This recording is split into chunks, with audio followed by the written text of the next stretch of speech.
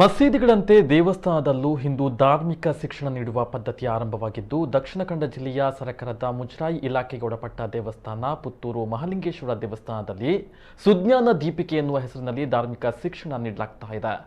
5 ರಿಂದ 15 ವಯೋಮಿತಿಯ ಮಕ್ಕಳಿಗೆ 6 ತಿಂಗಳುಗಳ ಕಾಲ ಧಾರ್ಮಿಕ ಶಿಕ್ಷಣವನ್ನು ನೀಡಲಾಗ್ತಾ ಇದ್ದು, ಎಲ್ಲಾ ವರ್ಗದ ಮಕ್ಕಳಿಗೂ ಪಾಲ್ಗೊಳ್ಳುವಂತಹ ಅವಕಾಶವನ್ನು ನೀಡಲಾಗಿದೆ.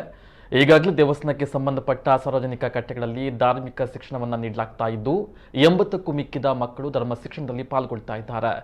ಧರ್ಮ ಶಿಕ್ಷಣದಲ್ಲಿ ದೇವಸ್ಥಾನ, ವೇದ, ಉಪನಿಷತ್, ಶ್ಲೋಕ ಸೇರಿದಂತೆ ಎಲ್ಲಾ ರೀತಿಯ ಹಿಂದೂ ಧಾರ್ಮಿಕ ಶಿಕ್ಷಣವನ್ನು ಬೋಧನೆ ಮಾಡಲಾಗುತ್ತೆ. ಅತ್ಯಂತ ನಮ್ಮ ಈ ಭೂಮಿಯಲ್ಲಿರುವಂತಹ ಅತ್ಯಂತ ಪುರಾತನವಾದ ಸಾಹಿತ್ಯವಾಗಿದೆ. ಓಂ ಗಣಪತಯೇ ನಮಃ.